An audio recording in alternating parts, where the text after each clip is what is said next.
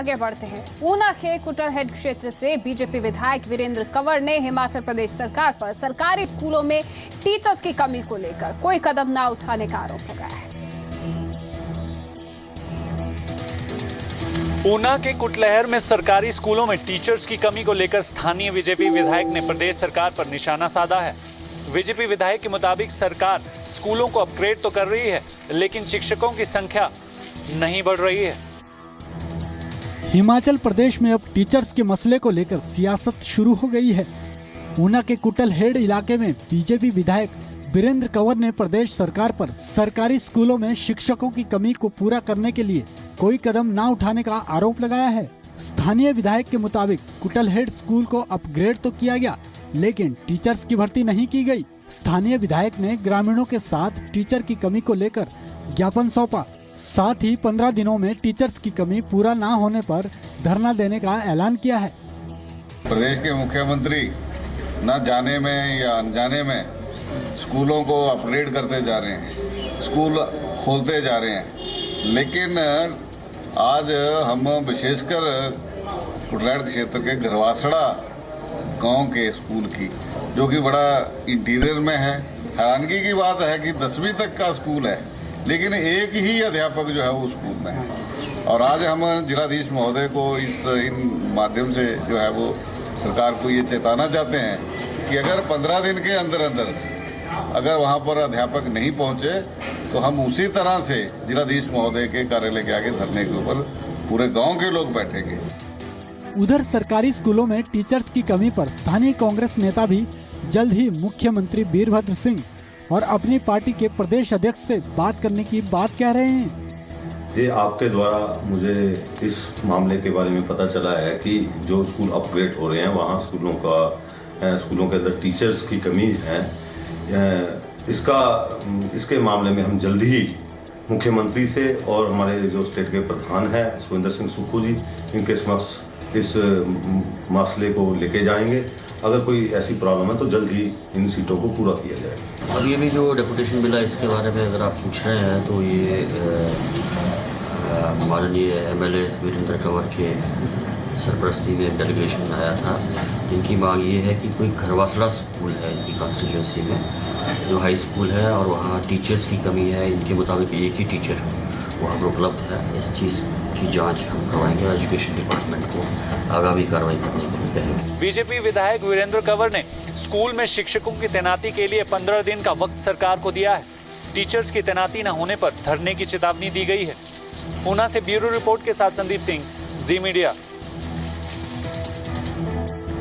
घाटी में शांति कायम करने के लिए दिल्ली से एक सर्वदलीय प्रतिनिधिमंडल 4 सितंबर को कश्मीर जाएगा।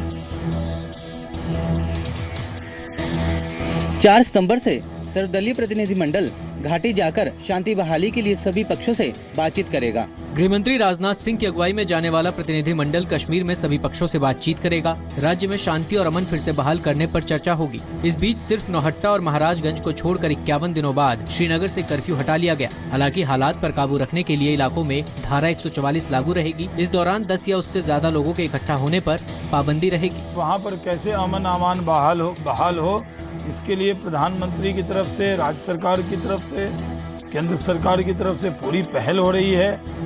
और प्रधानमंत्री की अपील पर जम्मू कश्मीर के नौजवानों को ध्यान देना चाहिए। उम्मीद यही की जानी चाहिए कि अमन शांति बरकरार हो, अमन शांति बहाल हो और एक रचनात्मक कदम है। कश्मीर में 8 जुलाई को बुरहान वानी के एनकाउंटर के बाद हिंसा की शुरुआत हुई थी। कश्मीर में हुई हिंसा में 2 पुलिस वालों समेत 68 लोग मारे गए थे। करीब 8000 लोग घायल हुए। कल पीएम ने मन की बात में कश्मीर का जिक्र करते हुए नौजवानों को भड़काने वालों पर निशाना साधा था। ब्यूरो रिपोर्ट के साथ मनीष शर्मा, जी मीडिया। जर्मनी के बाद लंदन में बलोच और सिंधी नेताओं ने पाकिस्तान के खिलाफ प्रदर्शन किया। पीएम मोदी के समर्थन में नारे लगाए। पीएम मोदी के समर्थन और बलूचिस्तान की आजादी की मांग को लेकर बलूच और सिंधी नेताओं के प्रदर्शन का दौर जारी है। लंदन में चीनी दूतावास के बाहर प्रदर्शन के दौरान लोगों ने बलूचिस्तान का मुद्दा उठाने के लिए पीएम मोदी को शुक्रिया कहा। पीएम मोदी फॉर बलूचिस्तान के नारे लगाए। हम तुम्हारे साथ हैं, प्रदर्शनकारियों ने बलूचिस्तान में पाकिस्तान और चीन की साझेदारी से बन रहे इकोनॉमिक कॉरिडोर का विरोध किया। पाकिस्तान और चाइना को ये बताएं कि वो बलूचिस्तान में बगैर बलोचों के राय, बलोचों के सलाह, बलोचों के मर्जी के बगैर कुछ भी नहीं कर सकते। इनका हमेशा यही रवैया रहा है कि जो चीज़ छीन सकते हो तो छीनो। Prime minister Narendra Modi should ask the Chinese that what exactly do they mean by the word intervene? What is the meaning of this threat? People of Balochistan and Sindh have stated that their lives have gone miserable. There's been a huge displacement of the people without any rehabilitation efforts. Gilgit Balochistan और PoK में पाकिस्तान के खिलाफ उठी आवाज सिंध प्रांत पहुंच गई। सिंध के मीरपुर खास में लोगों ने आजादी के नारे लगाए, अलग से सिंधु देश बनाने की मांग की। इससे पहले जर्मनी में भी बलूच नागरिकों ने पाकिस्तान के खिलाफ प्रदर्शन किए थे। ब्यूरो रिपोर्ट के साथ विनोद मित्तल, जी मीडिया। दिल्ली में छेड़खानी का विरोध करने पर एक लड़की को घर में घुसकर जिंदा जलाकर मारने की कोशिश की गई। राजधानी दिल्ली में छेड़छाड़ का विरोध करने पर एक लड़की को जिंदा जलाने की कोशिश की गई। मैं उसी मकान पर हूं जहां पर उस लड़की को जलाने की कोशिश की, ठीक इसी जगह पर जहां पर मैं खड़ा हूं। आरोप है कि 20 साल की लड़की से अभिषेक नाम का आरोपी अक्सर छेड़छाड़ करता था। लड़की के भाई ने इसे लेकर अभिषेक को चेतावनी दी, जिससे नाराज होकर शनिवार रात अभिषेक अपने चाचा और कुछ दोस्तों के साथ लड़की के घर में घुसा और मिट्टी का तेल डालकर उसे जिंदा जला दिया। आरोप है कि अभिषेक और उसके साथियों ने लड़की के परिवार वालों से मारपीट भी की। लड़की 95% जल चुकी है और उसकी हालत बेहद गंभीर बनी है। पुलिस ने 3 आरोपियों को गिरफ्तार किया है। जब मैं आया ना घर के पास, बाइक पे था मैं अपनी, बाइक से उतरा तो देखा मैंने इसको कम से कम 15-20 लड़के मार रहे थे और नीचे लेटा हुआ था। वो जो उसे घर से भगाने के लिए, शादी करने के लिए मजबूर कर रहा था। उसने मैसेज भी करा आज शाम को कि अगर तुम नहीं आई तो मैं तेरे को जान से मार दूंगा, तेरे मुंह पे तेजाब डाल दूंगा। आरोपी अभिषेक लड़की के पड़ोस में रहता है और दूध की डेयरी चलाता है। उसने 27 अगस्त को पीड़ित को मैसेज भेजकर मिलने के लिए बुलाया था। न मिलने पर आरोपी ने पीड़ित लड़की को जान से मारने की धमकी दी। जो मुख्य आरोपी अभिषेक और उसका चाचा विजय और करण को गिरफ्तार कर लिया गया है। फिलहाल लड़की की हालत नाजुक बनी हुई है। कैमरामैन विनायक के साथ राजू राज, जी मीडिया, दिल्ली। भारत आने वाले विदेश पर्यटकों की सुरक्षा के लिए पर्यटन मंत्रालय ने नई पहल शुरू की है। विदेशी सैलानियों को स्कर्ट न पहनने और रात में बाहर न जाने की नसीहत देकर पर्यटन मंत्री महेश शर्मा विवादों में आ गए हैं। इस एडवाइजरी को जब भी विदेशी सैलानी भारत में पहुंचते हैं उनको वेलकम किट के हिस्से के रूप में दिया जाता है। उस वेलकम किट में यह एडवाइजरी मौजूद होती है। पर्यटन मंत्रालय की गाइडलाइन के मुताबिक विदेशी पर्यटकों को एयरपोर्ट पर वेलकम किट दी जाएगी। किट में सैलानियों के लिए डूज एंड डोंट्स की जानकारी होगी। इसमें पर्यटकों के लिए सुरक्षा, खरीदारी और घूमने फिरने पर जानकारी दी जाएगी। किट में विदेशी पर्यटकों को भारतीय संस्कृति के मुताबिक पहनावे को लेकर जानकारी दी गई है। पर्यटकों को जब वो एयरपोर्ट पर आते हैं उनको एक वेलकम किट दी जा रही है।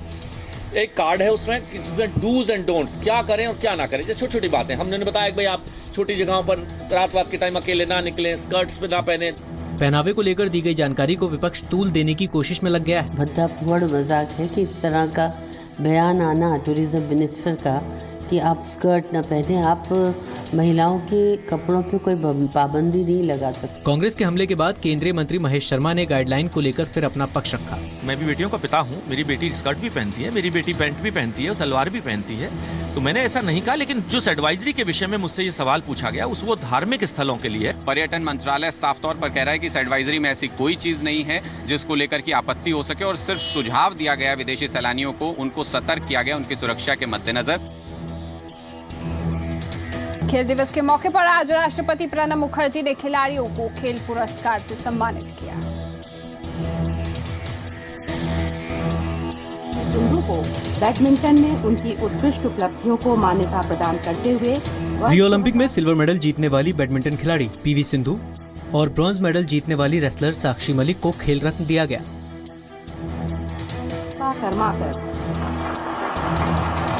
ओलंपिक में शानदार खेल दिखाने वाली जिम्नास्ट दीपा कर्माकर और शूटर जीतू राय को भी खेल रत्न मिला। 25 साल में पहली बार ऐसा मौका है जब एक साथ 4 खिलाड़ियों को खेल के सबसे बड़े सम्मान से नवाजा गया। बहुत अच्छा था उसके एक्सपीरियंस, उन्होंने बहुत मोटिवेशन किया हमें और मुझे लगता है इसमें हम जो स्पोर्ट्स पर्सन है आगे और हमारा अच्छा होगा। बहुत ही खुश हूँ और मैं बहुत ही गर्व करता हूँ कि मुझे आज इतना बड़ा अवार्ड से मुझे सम्मानित किया जा रहा है और मैं बहुत थैंक यू बोलना चाहता हूँ जिसने मुझे सपोर्ट किया है। श्री राजकुमार शर्मा। विराट कोहली के कोच राजकुमार शर्मा समेत 6 कोच को द्रोणाचार्य अवार्ड दिए गए। क्रिकेटर अजिंक्य रहाणे, हॉकी खिलाड़ी रानी रामपाल और फुटबॉल खिलाड़ी सुब्रत कौल समेत 15 खिलाड़ियों को अर्जुन पुरस्कार दिए गए। 3 खिलाड़ियों को ध्यानचंद अवार्ड से सम्मानित किया गया। पीवी सिंधु ओलंपिक में 92 साल में सिल्वर मेडल जीतने वाली पहली भारतीय महिला खिलाड़ी हैं। साक्षी ने रियो ओलंपिक में फ्री स्टाइल रेसलिंग की 58 किलोग्राम कैटेगरी में ब्रॉन्ज मेडल जीता था। दीपा ओलंपिक के फाइनल में पहुंचने वाली पहली भारतीय खिलाड़ी रही। वो फाइनल में 4थे नंबर पर थी। Jitu Rai men's 10 metre air pistol tournament की वर्ल्ड रैंकिंग में 3रे नंबर पर थे।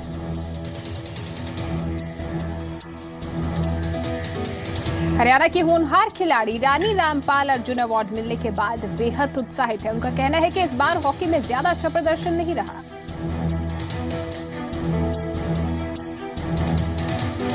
हॉकी की रानी रामपाल मेरे साथ हैं, इनसे बात करते हैं। मैम, अर्जुन अवार्ड से आज नवाजा गया है, कितनी खुशी हो रही है? बहुत ज़्यादा खुशी हो रही है कि आज मतलब प्रेसिडेंट से मुझे अर्जुन अवार्ड मिला है और मैं थैंक्स करती हूँ गवर्नमेंट ऑफ इंडिया का कि उन्होंने मेरे एफर्ट्स को रिकॉग्नाइज किया है। आने के बाद प्रधानमंत्री नरेंद्र मोदी ने एक बार फिर से आपके मुलाकात की है, क्या कुछ उन्होंने मंत्र दिया है, क्या कुछ कहा गया? सबसे पहले उन्होंने जो नेक्स्ट 3 ओलंपिक्स के लिए जो प्रोजेक्ट उन्होंने शुरू किया है कि नेक्स्ट 3 ओलंपिक्स के लिए अभी से शुरू करना है, वो सबसे अच्छी बात मेरे को उनकी लगी कि हर कंट्री ऐसे करती है कि जैसे ही एक ओलंपिक्स खत्म होता है वो नेक्स्ट ओलंपिक्स के लिए सोचना शुरू कर देते हैं। प्लानिंग किस तरह से है, क्योंकि इस बार अच्छा हॉकी की टीम खेली, क्वालिफाई किया, उसके बाद ओलंपिक में भी अच्छा प्रदर्शन किया, हालांकि मेडल से चूक गए, लेकिन अब किस तरह से आगे की क्या प्लानिंग?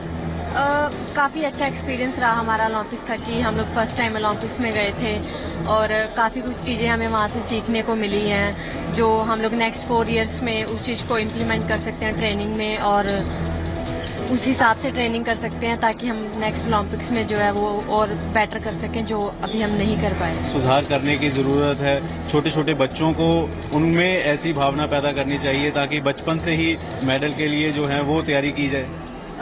बिल्कुल, हमारे जैसे है कि मेडल आने के बाद प्लेयर्स को इतना पैसा, सब कुछ, नेम फेम सब कुछ मिलता है। मेरा मानना ऐसा है कि वो सब चीज़ें ग्रास रूट पे होनी चाहिए कि वो सब पैसा जो वो हमें मेडल आने के बाद नहीं, मेडल आने कैसे हैं उसके लिए स्पेंड करना चाहिए। 2020 में टोक्यो के लिए तैयारी अब से जो है वो शुरू की जाएगी? बिल्कुल, अब यही है कि हमें एक बार ओलंपिक्स का एक्सपीरियंस मिल चुका है कि ओलंपिक्स क्या है और उसकी तैयारी हमें अभी से शुरू करनी चाहिए ताकि हम नेक्स्ट ओलंपिक्स में बेस्ट कर सकें। तो रानी रामपाल का साफ तौर पर यही कहना है कि खिलाड़ियों को मेडल लाने के बाद सरकारें जो तोहफे देती हैं पहले से दें ताकि ज़्यादा से ज़्यादा मेडल ला सकें। कैमरामैन रमेश के साथ पंकज कपाही, जी मीडिया, दिल्ली। चंडीगढ़ में काफी दिनों के बाद मौसम आज सुहावना हुआ। दोपहर को मौसम ने करवट ली और वहां जोरदार बारिश हुई। मौसम विभाग का कहना है कि कल भी इसी तरह मौसम सुहावना रहने की संभावना है। चंडीगढ़ में काफी दिनों के बाद मौसम हुआ सुहावना। करीब 1 हफ्ते के बाद बारिश हुई है। जी हाँ, जहाँ पर बारिश के चलते पूरे देश में हालात खराब हो रहे थे, कई जगह पे बाढ़ जैसे हालात बन गए थे, लेकिन चंडीगढ़ सूखा पड़ा था। और लेकिन आज बारिश होने की वजह से कहीं ना कहीं यहाँ के लोगों को राहत मिली है गर्मी से, क्योंकि अगर चंडीगढ़ के तापमान की बात करें तो 33 से 35 डिग्री के बीच तापमान था, जिसकी वजह से लोग गर्मी से काफी परेशान थे और हुमस बहुत ज्यादा थी।